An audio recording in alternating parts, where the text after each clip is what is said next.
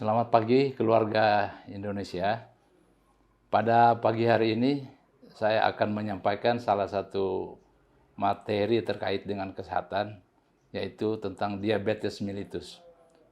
Yang akan saya sampaikan pada hari ini khususnya bagaimana upaya kita untuk dapat mengendalikan kadar gula darah secara optimal. Kita ketahui bersama bahwa diabetes mellitus ini adalah suatu penyakit yang dari hari ke hari, dari tahun ke tahun, angka kejadiannya makin hari makin meningkat, sehingga angka kematiannya pun atau angka mortalitasnya pun sangat makin meningkat juga. Diabetes mellitus ini sebenarnya adalah suatu penyakit metabolik yang menahun atau kita ketahui dengan kronis. Jadi maksudnya ini berjalan terus-menerus, ditandai dengan meningkatnya kadar gula darah di dalam tubuh kita. Peningkatan kadar gula darah terutama disebabkan oleh berkurangnya produksi kadar insulin dari sel beta pankreas yang biasanya memproduksi insulin itu. Kemudian yang kedua, oleh karena insulin yang ada di dalam tubuh kita tidak bisa bekerja secara efektif di dalam tubuh kita. Jadi insulin ini sebenarnya adalah suatu hormon yang mengatur keseimbangan kadar gula darah di dalam tubuh kita. Orang sering bertanya, kapan sih saya ini sudah divonis atau jadi penyandang diabetes mellitus? Nah, dari referensi yang ada beberapa poin yang menjadi indikator bahwa seorang itu sudah divonis menjadi diabetes mellitus. Yang pertama yaitu dengan pemeriksaan kadar gula darah puasa. Kadar gula darah puasa biasanya di atas 126 mg/%. Yang kedua, kita lakukan pemeriksaan gula darah sewaktu. Jadi tanpa puasa diperiksa secara acak, biasanya di atas 200 mg/%.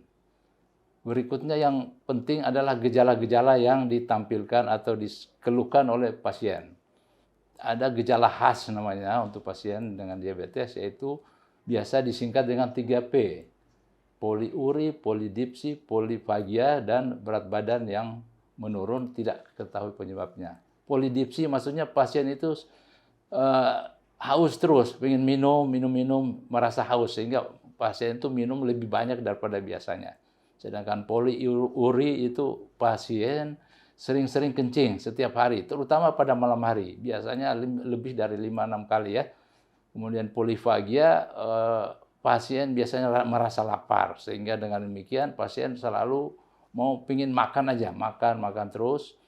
Nah, ini kemudian yang berikutnya yang lebih menentukan yaitu kita memeriksa kadar HbA1c dari pasien.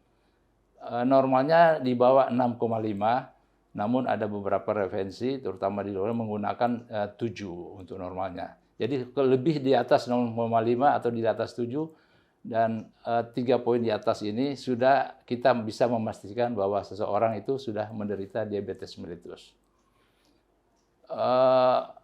Ada beberapa pasien seperti saya sampaikan tadi, walaupun tidak ada gejala tapi gula darahnya sudah tinggi. Ini hanya beberapa kasus tertentu saja. Tapi pada umumnya pasien dengan diabetes sudah divonis diabetes apabila sudah memenuhi kriteria yang saya sampaikan di atas tadi.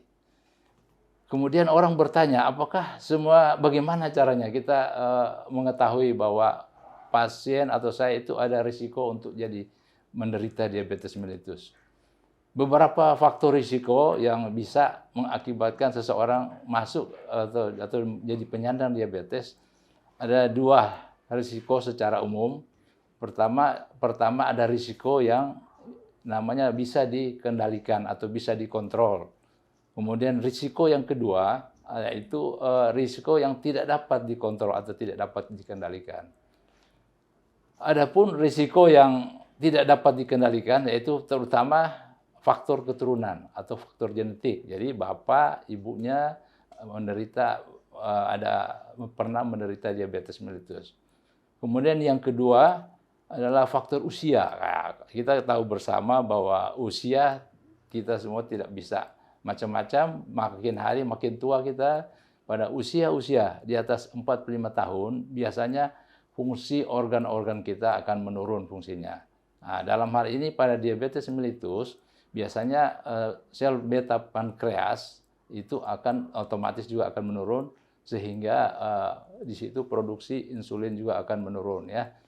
Kemudian yang tidak bisa hindari ada satu lagi, tapi ini hanya pada daerah tertentu, yaitu pengaruh ras.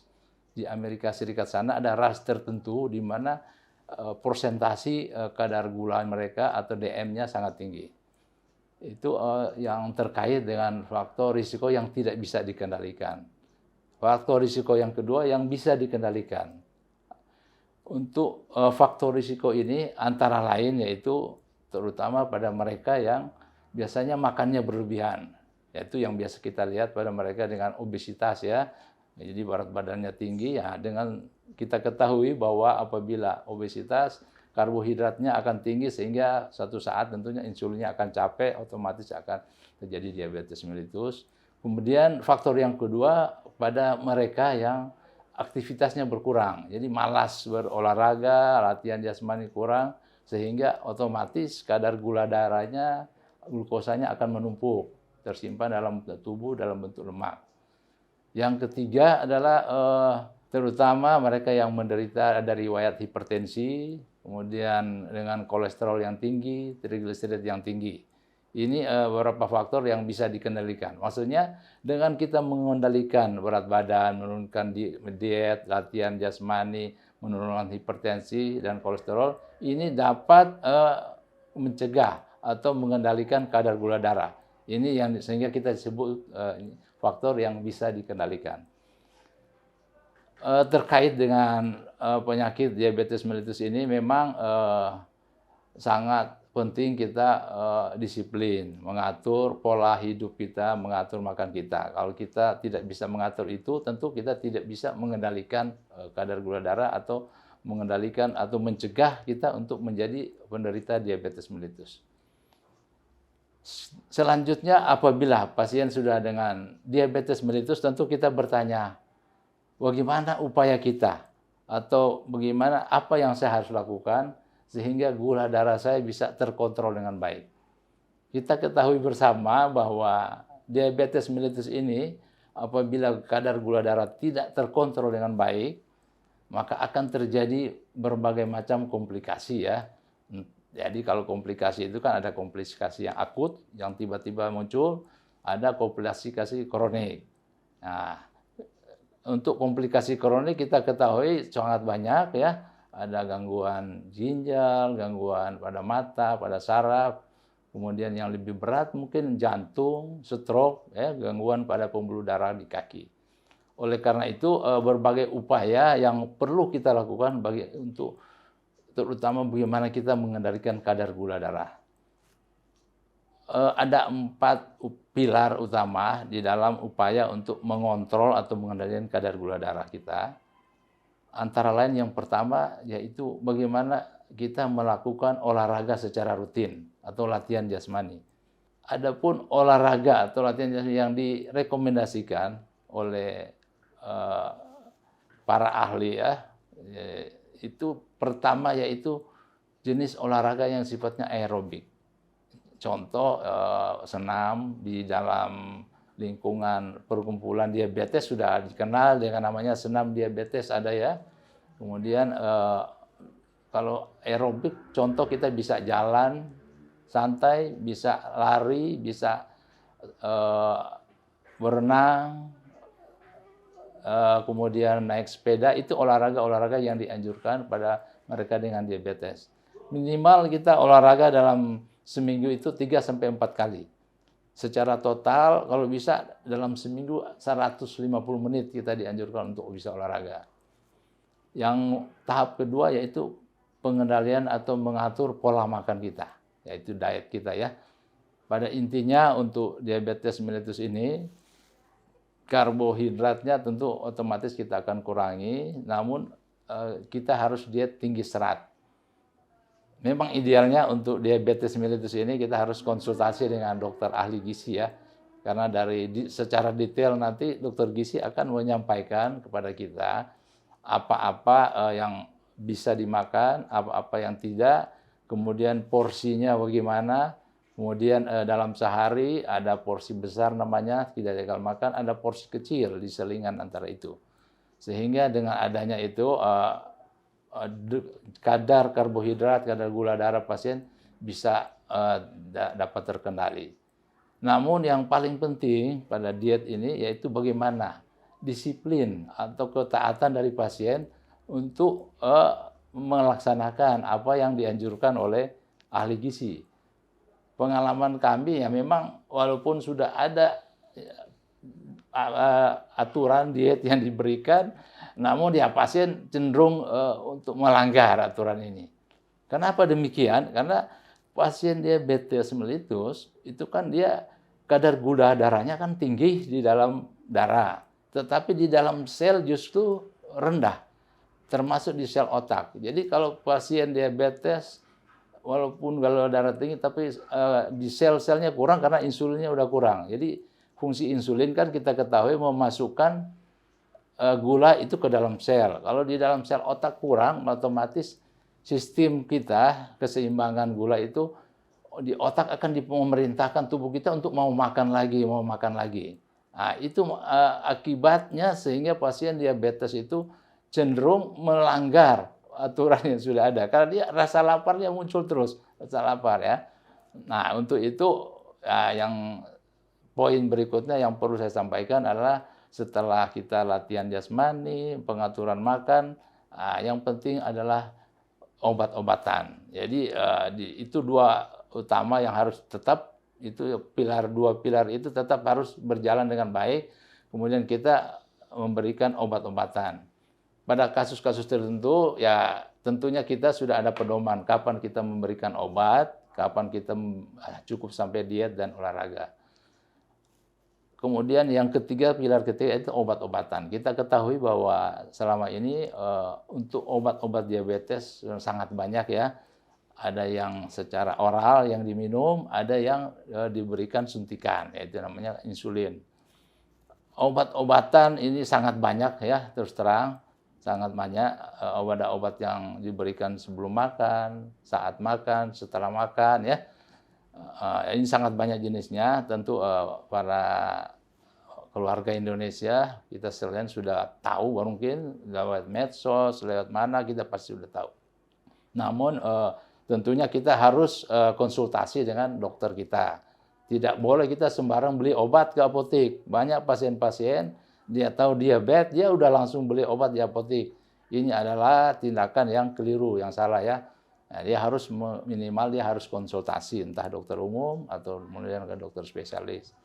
Yang penting di sini yang ingin saya sampaikan bahwa obat itu harus diminum secara teratur sesuai dengan anjuran dokter, baik dosisnya maupun cara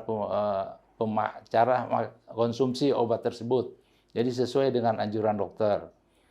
Kemudian sesuai dengan konsensus yang sudah ditentukan oleh para pakar ahli endokrin bahwa untuk pengobatan ini sudah ada konsensus atau algoritma urut-urutan obat mana yang diminum.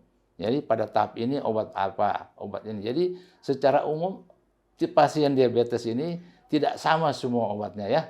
Ada sifatnya individual. Jadi pasien diabetes kan kalau kita lihat mereka ada dengan hipertensi, ada penyakit liver, ada penyakit jantung, penyakit hipertensi. Jadi tidak hanya diabetes saja, karena pasien diabetes pada umumnya datang sudah ada berbagai komplikasi yang muncul. Sehingga kalau komplikasi ini obatnya tentu tidak sama dengan pasien tanpa komplikasi.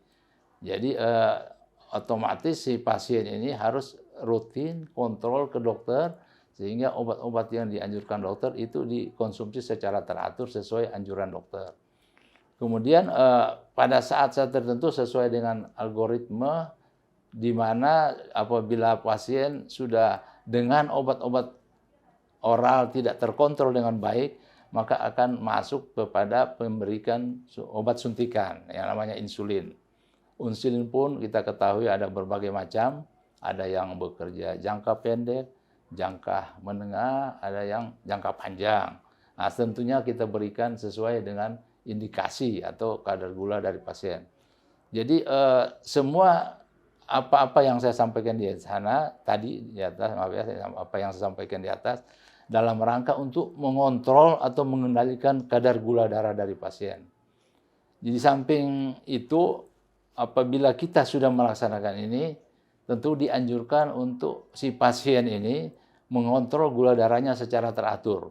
Entah itu kunjungan ke poliklinik, ke rumah sakit, atau kalau ada pasien-pasien tertentu yang sudah biasa, dia mempunyai, apalagi gula darahnya cenderung tinggi dan beberapa mengkonsumsi berbagai macam obat, biasa harus kita anjurkan untuk mempunyai alat untuk mengontrol gula darah sendiri. Saat ini sudah banyak saya kira pada umumnya pasien-pasien diabetes yang sudah berlangsung lama, yang kronis, pasti harus mengontrol gula darah sendiri. Karena gula darahnya sangat fluktuatif, sehingga dari dokter sudah memberikan tip-tip. Jadi gula darah berapa dosisnya dinaikkan, terutama yang insulin ya.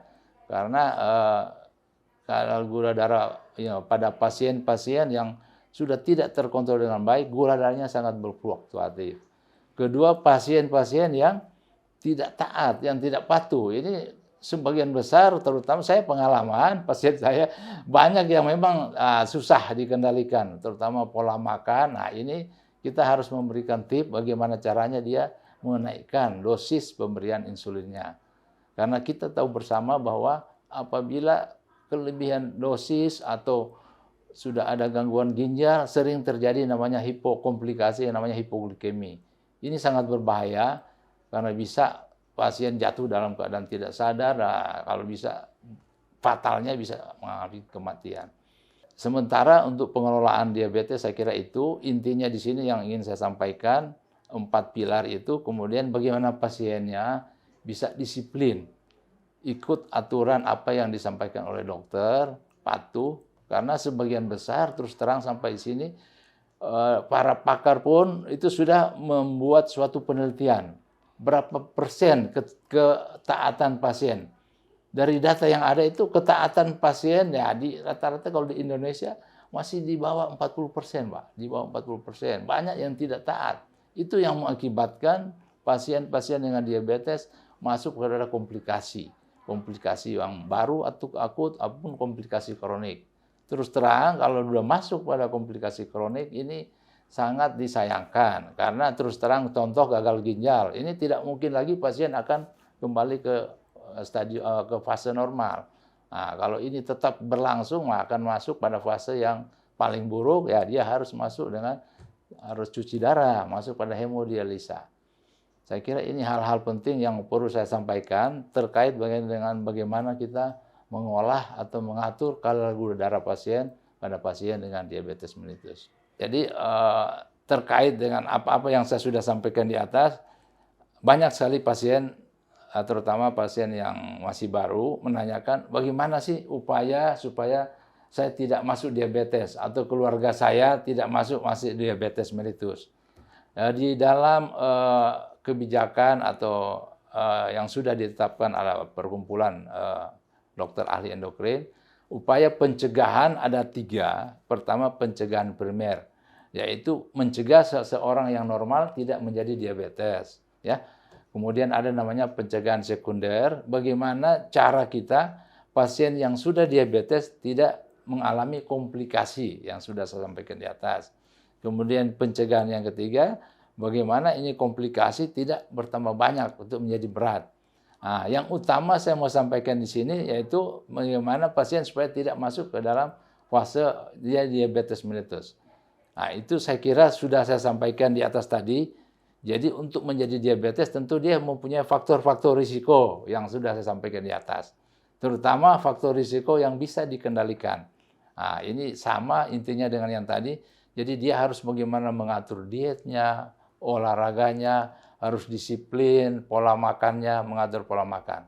Saya kira ini saja yang paling penting yang harus dilakukan oleh mereka-mereka yang belum divonis atau belum didiagnosa sebagai penyandang diabetes.